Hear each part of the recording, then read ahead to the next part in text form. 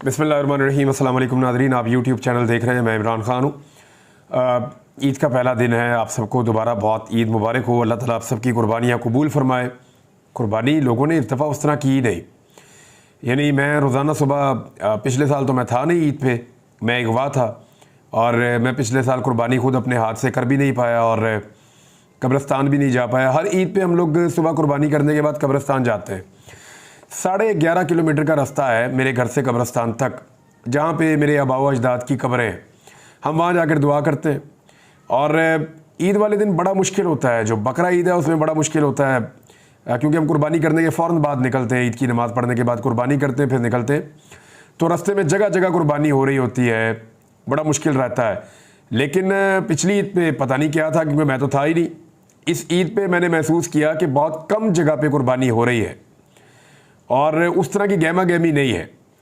फिर मैंने, क्योंकि मेरे पास जानवर पहले से मौजूद थे और हम थोड़े से पाल लेते हैं जानवर, अपने पाल के फिर उनको कुर्बानी करते हैं, उसका बड़ा सवाब होता है। अल्लाह ताला सबकी कुर्बानी कबूल करे। तो जो मार्केट से इतलात आ रही है वो तो ये है कि इस दफ़ा तो हाथ ही नहीं लगाया जा रहा था कुर्बानी के जानवरों को। इतने महंगे, ख़ास तौर पे जो बैल की कुर्बानी करते थे लोग मिलकर पैसे डालकर, वो भी इस मरतबा मुमकिन नहीं रहा। और कुर्बानी बहुत ज़्यादा जो हुआ करती थी जिन गलियों में, मोहल्लों में, हमने देखा कि वैसे कुर्बानी नहीं हो रही है। उतने बड़े पैमाने पर हमें जानवर दिखाई नहीं दिए कुर्बानी के। तो अल्लाह ताला सबकी नीयत कबूल करे। वैसे भी इस कौम की कुर्बानी अब यही है कि ये बिजली का बिल अदा करे और ये कौम जो है वो गैस का बिल अदा करे। ये कौम अपने बच्चों को सर्वाइव करवाए किसी तरह। ये कौम इन हालात में अगर ज़िंदा भी रह जाए तो जिस तरह के टैक्सेस इनके ऊपर हुकूमत ने लगा दिए, तो यही एक बहुत बड़ी कुर्बानी है। पाकिस्तान के अंदर सर्वाइवल एक कुर्बानी बन चुका है। तो बकरा ईद की कुर्बानी तो अब आम आदमी की पहुंच से बहुत हद तक बाहर चली गई है। इमरान खान साहब ने ईद वाले दिन एक पैगाम दिया, पहले वो पैगाम आप सुन लीजिए, फिर मैं आपको बताता हूं कि एक्चुअली बैकग्राउंड में क्या है और पाकिस्तान क्रिकेट टीम के साथ जो डेलिबरेटली इस टीम को तबाह किया गया है अपने अपने शौक के लिए। मेरा यार है, ला दो, वो मेरा दोस्त है, उसको ये भी लगा दो, उसको ये भी लगा दो, वो आगे से कह रहे हैं ये मेरा दोस्त है, इसको ले आओ। वो सारी टीम जो है वो दोस्तों यारों से भर गई और सारी मैनेजमेंट जो है वो दोस्तों यारों से भर गई।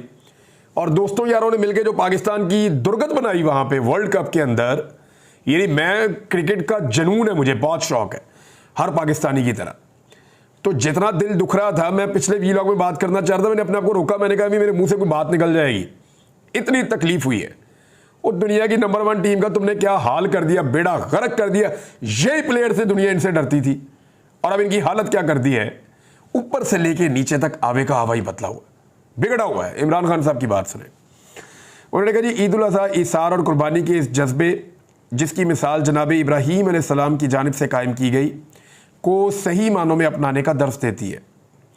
बदकिस्मती से हमारे यहाँ चंद अफराद अपनी अनाओं की पूजा और नफ्से अमारा की परस्तिश ने हमारे समाज की अखलाकी तबाही का सामान किया है और हर इदारे को तनज़्ज़ुली और इन्हितात की भेंट चढ़ाया है, तबाह किया हर इदारे को। फिर इमरान खान साहब ने मिसाल दी पाकिस्तान क्रिकेट टीम की। उन्होंने कहा पाकिस्तान की कौमी क्रिकेट टीम की जो कसम पुरसी है, ये पूरी तरह जाहिर कर रही है कि कैसे एक शख्स की अना और उसके नतीजे में अकरबा परवरी ने पहले ही पाकिस्तान को तबाही के धाने पर ला खड़ा किया है। मोहसिन नकवी को जरदारी, जो मिस्टर 10% के नाम से भी जाना जाता है, अपना बेटा करार देता है, बल्कि उसके chief of army staff general Asim Munir साहब से भी ख़ानदानी मरासम और ताल्लुकात हैं। मोहसिन नकवी उनके फ्रंटमैन के तौर पर काम करता है, चुनाचा पहले उसे वज़ारत आला के मनसब से नवाजा गया। हालांकि उसकी वज़ारत आला का ये दौर पाकिस्तान की तारीख के तारीख तरीन अदवार में से एक है, बदतरीन दौर करार दिया इमरान खान साहब ने। उसके खिलाफ तो दस्तूर की मंशा और आइन के तकाज़ों के मुताबिक पंजाब में इंतखाबात के इनेकाद की इजाज़त ना देने पर आर्टिकल 6 के तहत कार्रवाई होनी चाहिए कि इंतखाबात करवाए क्यों नहीं तूने भाई। तू आया था 3 महीने के लिए, बैठ गया 1 साल के लिए, तो आर्टिकल 6 लगना चाहिए। इमरान खान साहब कह रहे हैं गद्दारी का मुकदमा। फिर उसने कौम पर जुल्म के पहाड़ तोड़े और जबर फस्तायत की ऐसी स्याह तारीख रकम की जिसकी नज़ीर तक मिलना नामुमकिन है। 10-12 हज़ार बंदा एक पोलिटिकल पार्टी का पकड़ के मोहसिन नकवी साहब की पंजाब हुकूमत ने अंदर कर दिया था। इसकी निगरानी में चादर और चार दीवारी का तकद्दुस को पामाल किया गया। सियासी कारकुनान नाहक कत्ल किए गए, उन्हें जेलों में डाला गया और बदतरीन तशद्दुद का निशाना बनाए गए। वहशत और सफाकियत का रिकॉर्ड कायम करने पर उसे दाखिला अमूर जैसी हसास तरीन वजारत से ही नहीं बल्कि सेनेटरशिप और पाकिस्तान के क्रिकेट बोर्ड की सरबराही के जरिए भी नवाज दिया गया। टीम की कारकर्दगी में इजाफे पर तवज्जो देने की बजाय मोहसिन नकवी ने अपनी तमाम तर तवानाइयाँ सरकार के सियासी मुखालिफिन को दबाने में खपा दी हैं। कौमी क्रिकेट टीम की हालिया कारकर्दगी साबित करती है कि खिलाड़ियों का मोराल बुरी तरह मजरू है, निचली तरीन सतह पर है, क्योंकि क्रिकेट बोर्ड की कमान एक नाअहल टाउट के हाथ में है। तरजीहात में ये हद दर्जा बिगाड़ मुल्क में अमन और अमान की सूरत से भी आया है। जो अमन अमान की सूरत हाल है, वज़ीर दाखिला भी मोहसिन नकवी है। पूरी रियासती मशीनरी शहरियों को जुल्म व तशद्दुद का निशाना बनाने और सफाकियत के रिकॉर्ड कायम करने पर लगी हुई है, जबकि अमन आमा दरम बरम है, दहशतगर्दी बढ़ रही है और मईशत तबाही की पाताल में उतर चुकी है। अब हतमी तौर पर जंगल के बादशाह जो बुनियादी तौर पर इस मुल्क में डोरियां हिलाता है, उसको इदारों की तबाही का सिलसिला फिलफौर तर्क कर देना चाहिए। वक्त आ गया है कि अपना किबला दुरुस्त किया जाए, कबल इसके कि मुल्क का हशर भी वही हो जो 2024 के वर्ल्ड कप में पाकिस्तान कौमी क्रिकेट टीम का हुआ है। अल्लाह ना करे मुल्क का वो हाल हो, लेकिन मुल्क जहाँ पहुँच गया है, कौमी क्रिकेट टीम जो है उससे कोई हालत मुल्क की मुख्तलिफ नहीं है। अच्छा, इसमें जो है ना वो आप जो स्टेटमेंट है गैरी क्रिस्टन, उनका स्टेटमेंट ज़रूर देखें। वो पाकिस्तान क्रिकेट टीम के हेड कोच हैं। तो दुनिया भर में जो है ना कोचेस इस्तीफ़ा देते हैं, रीज़न्स बताते हैं, जान छुड़ाते हैं कि जी हम पे पड़ गई है, टीम की हालत क्या बन गई है। उन्होंने कहा जी कि जो T20 के अंदर जो बदतरीन कारकर्दगी पाकिस्तान टीम ने दिखाई, अव्वल तो पहले अमेरिका से मैच हार गए। और बेड़ा गर्क तो अमेरिका के साथ तो ठीक खेल लो, अमेरिका के साथ खेल ही नहीं पाए, ऐसा लग रहा था बच्चे खेल रहे हैं। फिर इंडिया के साथ मैच 92% मैच जीता हुआ है, सिर्फ 8% इंडिया के चांसेस थे। वो शेर के बच्चे वहां से जीत गए इनसे, और ये बकरी बने हुए थे उनके सामने। और यार तुम 92% मैच जीत चुके हो, थोड़ी सी गैरत खाओ, थोड़ी सी हिम्मत दिखाओ। तुम्हें तो जीता रोंद के रख दो इंडियन टीम को। वो इंडियन टीम जो है वो शेरों की तरह खेल रही थी, ये बकरी बने हुए थे उनके सामने बेशरम। वहां से इंडिया से भी मैच हार गए। और उसके बाद जो है वो अब 2 मैचेस जैसे इन्होंने जीते हैं, तौबा तौबा तौबा। यानी ऐसा लग रहा था ऑस्ट्रेलिया और न्यूजीलैंड के खिलाफ हम खेल रहे हैं, कुछ दुनिया की नंबर 1 टॉप की टीमों के साथ हम खेल रहे हैं। जैसे इन्होंने ये बच्चा टीमों से, आयरलैंड से, कनाडा से, जैसे इन्होंने मैचेस जीते हैं। हद हो गई वैसे जो पाकिस्तान टीम की इस वक्त हालत है। उन्होंने कहा जब से आया हूं देख रहा हूं कि टीम में इत्तेहाद ही नहीं है। ये गैरी क्रिस्टन कह रहे हैं, कौमी टीम के हेड कोच, मैं नहीं कह रहा। बदतरीन कारकर्दगी पर हेड कोच गैरी क्रिस्टन ने कहा कि जो स्किल्स और फिटनेस को बेहतर करेगा वही टीम में रहेगा। अब अभी फिटनेस करवाइए इनकी उधर फौज के पास भेज के, फौजी ट्रेनिंग करवाइए इनकी, फिर भी इनकी फिटनेस नहीं हुई। अंदाजा करें आप, कोच कह रहा है ये फिट नहीं है, तो ये उधर फिटनेस की ट्रेनिंग करने क्यों गए थे? फिर वहां इतने बड़े बड़े पत्थर उठा के ये कभी पहाड़ चढ़ रहे हैं, कभी पहाड़ उतर रहे हैं, कभी बंदूकें उठा के पहाड़ चढ़ रहे हैं, कभी एक दूसरे को उठा के जो है वो गोदों के अंदर भाग रहा है, कोई इधर भाग रहा है, कोई उधर भाग रहा है, कभी हर्डल क्रॉस कर रहे हैं, कभी लंबी जंपें लगा रहे हैं, कभी रस्सों के ऊपर लटक रहे हैं। इससे ज़्यादा फिटनेस क्या हो सकती है? इसके बावजूद कोच का कहना है ये बंदे ही फिट नहीं है। उन्होंने फिटनेस के बड़े मसाइल। उन्होंने कहा वही टीम में रहेगा जो फिट होगा। दुनिया का मुकाबला करना है तो स्किल्स और फिटनेस को बेहतर करना होगा। उन्होंने कहा कोई खिलाड़ी किसी को सपोर्ट नहीं करता, सब अलग अलग हैं। हर खिलाड़ी की अपनी अपनी टीम में 11 बंदे हैं, सबकी अलग अलग टीम है, कोई किसी को सपोर्ट नहीं करता। फिर उन्होंने कहा कि कहने के लिए तो टीम है, लेकिन ये टीम नहीं है। टीम होता है जब एकजुट होकर आप खेलते हैं, टीम तो है ही नहीं है। कोई खिलाड़ी किसी को सपोर्ट नहीं करता, दाएं बाएं सब अलग अलग हैं। और कई टीमों के साथ काम कर चुका हूं, ऐसी सूरत हाल इससे पहले नहीं देखी। ये गैरी क्रिस्टन कह रहे हैं। उन्होंने कहा अपने दुनिया का मुकाबला करना है तो अपने आप को बेहतर करना पड़ेगा। जो खिलाड़ी इन चीज़ों को बेहतर करेगा वही टीम में होगा, वरना कोई टीम में नहीं होगा। ये है जनाब गैरी क्रिस्टन साहब का पाकिस्तान टीम का। उन्होंने पूरा का पूरा पोल खोलकर आपके सामने रख दिया है। और मैं आपको सीरियसली बताऊं, मुझे नाम लेने में कोई खौफ नहीं आता, साफ बात करता हूं। सिर्फ आप शाहिद अफरीदी को टीम से दूर कर दें, और 2-3 और बंदे हैं, इनको टीम से दूर कर दें। जैसे ही टीम के करीब हैं इनको उठा के दूर फेंके। इनको टीम से आप दूर कर दें। ये शाहिद अफरीदी, मैं आपको सच बता रहा हूं, वो टॉप क्लास बॉलर है, दुनिया के अंदर उसके जोड़ के बॉलर नहीं है। शाहीन शाह अफरीदी कमाल बॉलर है, एक्सीलेंट प्लेयर है, वो अपनी बैटिंग की स्किल भी डेवलप कर रहा है। ये अगर उसके आसपास रहेंगे और सियासत को दाखिल करेंगे उसके खेल के अंदर, उसका खेल भी तबाह कर देंगे। मेरे से लिख के ले लें आप बात। तो शाहिद अफरीदी की सियासत से इस टीम को जितनी जल्दी बचाया जाए उतना बेहतर है। ये जो प्लेयर है ना, तजिया करते हैं, डरते हैं ये बात करते हुए, खौफजदा होते हैं कि उसकी लॉबिंग बहुत ज़्यादा है, वो इधर जाके बैठ जाता है, कभी उधर जाके बैठ जाता है, कभी किसी दफ्तर में जाके बैठ जाता है, कभी बड़े बड़े लोगों से उसने ताल्लुकात बनाए हुए हैं। तो वो मैं नहीं डरता भाई इस बात से। मैं साफ बात करता हूँ कि शाहिद अफरीदी की गंदी सियासत शाहीन शाह अफरीदी की क्रिकेट को लेकर डूब जाएगी और उसके असरात पाकिस्तान की टीम पर भी पड़ते हैं। लिहाजा ये गंदी सियासत से पाकिस्तान टीम को बचाया जाए। खबरें नादरीन और भी बहुत सारी हैं, लेकिन एक खबर मैं आपको देना चाहता हूं और बाकी खबरें आपको अगले वीलॉग में ज़रूर बताऊंगा। लेकिन एक खबर मैं आपको देता हूं, ये एक सर्वे आया जनाब, और ये सर्वे PMLN ने बहुत ज़्यादा शेयर किया है। मरियम नवाज साहिबा के बारे में ये सर्वे है और वो सर्वे ये बता रहा है कि इस वक्त वो बहुत मकबूल हो चुकी हैं पंजाब में।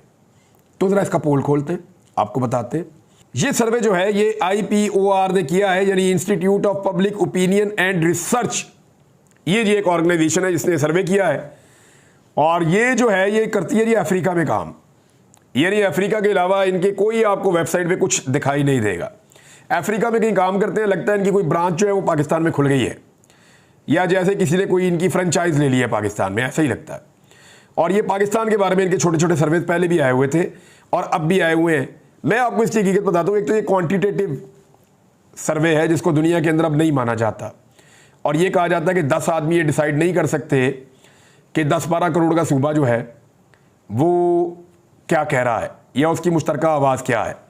बहरहाल जो मरियम नवाज के बारे में सर्वे शेयर किया गया वो ये कहता है, और मरियम नवाज ने खुद शेयर कर दिया अपने अकाउंट से, यानी अपनी तारीफें खुद ही करते हैं। अपने 20-20, 25-25, 40-40 फॉलोअर वाले अकाउंट है, वो अकाउंट कोई चीज़ डालते, मरियम नवाज ऊपर जो है वो स्माइली डाल के, कभी दिल डाल के, कभी तालियां डाल के, कभी कुछ डाल के, तो वो उसके ऊपर जो है वो रीपोस्ट करती रहती है। यार ये हुकूमत चल रही है, मजाक चल रहा है, ये तो बच्चों वाले काम है। यानी इंटर की बच्चियां जो हैं या जो मैट्रिक की बच्चियां हैं वो इस तरह की हरकतें नहीं करती जिस तरह की हमारी वज़ीर आला पंजाब कर रही है। ऐसा अजीब टिकटॉकों का शौक है, अजीब व गरीब किस्म के इनके शौक है, मेरी समझ से बाहर है कि ये हुकूमत चल रही है या कोई ड्रामा चल रहा है, फैंसी ड्रेस शो चल रहा है या कोई मजाक चल रहा है, समझ से बाहर है।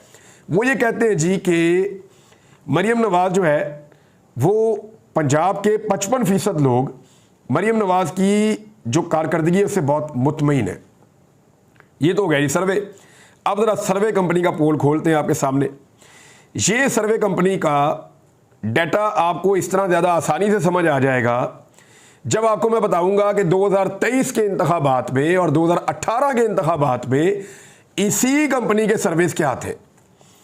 2023 के इंतखाबात में जब सारी दुनिया गवाही दे रही थी, मुस्लिम लीग नून के अपने लोग गवाही दे रहे थे कि यार इमरान खान का मुकाबला नहीं हो सकता, यानी जब मुस्लिम लीग नून, मियां नवाज शरीफ, उसके अपने दोस्त, उसके अपने लोग कह रहे थे कि मंजी ठुक गई है, जब वो कह रहे थे कि इमरान खान का कोई मुकाबला नहीं हमारे साथ, वो हमसे बहुत आगे निकल गया है, तो उस वक्त भी ये सर्वे जो है, ये कंपनी उस वक्त भी ऐसी ज़बरदस्त थी कि ये तब भी कह रही थी पाकिस्तान की सबसे मकबूल जमात नून लीग है।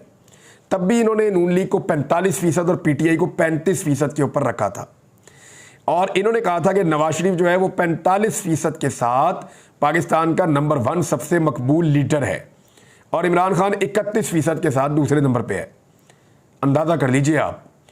और अभी भी नून लीग से PTI की सीटें बहुत ज़्यादा हैं, अभी भी नून लीग से PTI के वोट बहुत ज़्यादा हैं, बदतरीन धांधली के बावजूद, 2 नंबरी और फ्रॉड के बावजूद, 45 और 47 के बावजूद आज भी PTI की सीटें और वोट नून लीग से बहुत ज़्यादा हैं, वो बहुत आगे हैं इनसे।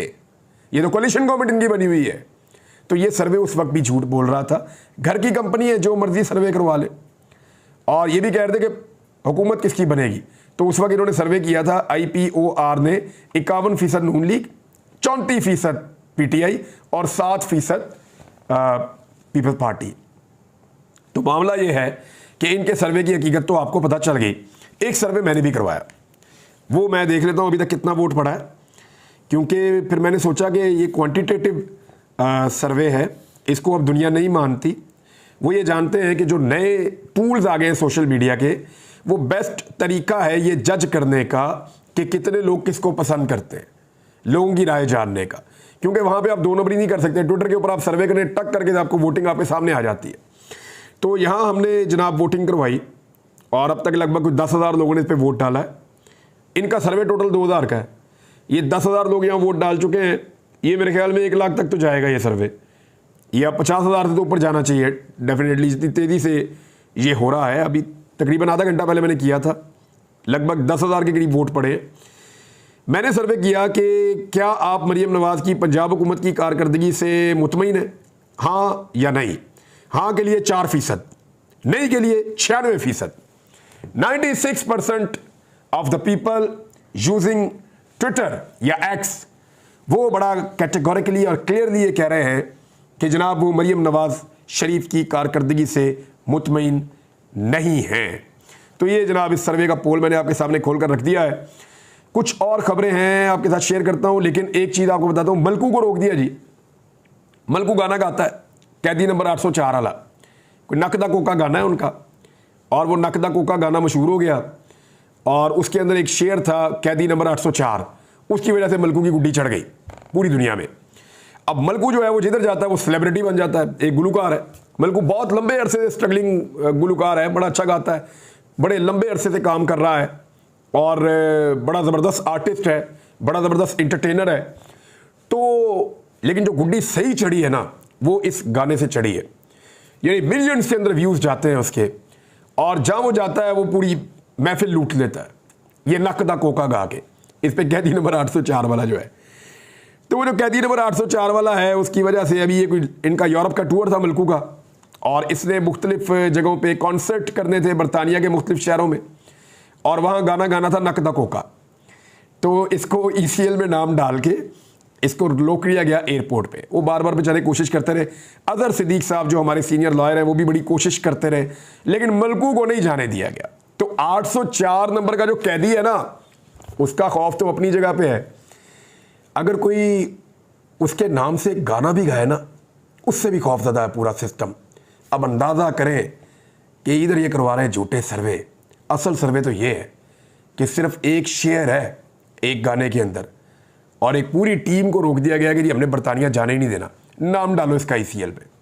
ये है कैदी नंबर 804 का खौफ, ये है रियल सर्वे जो आपको बताता है कि ज़मीनी हकायक क्या है। अब तक इतना ही, अपना ख्याल रखिएगा अपने इस चैनल का भी। अल्लाह हाफ़िज़।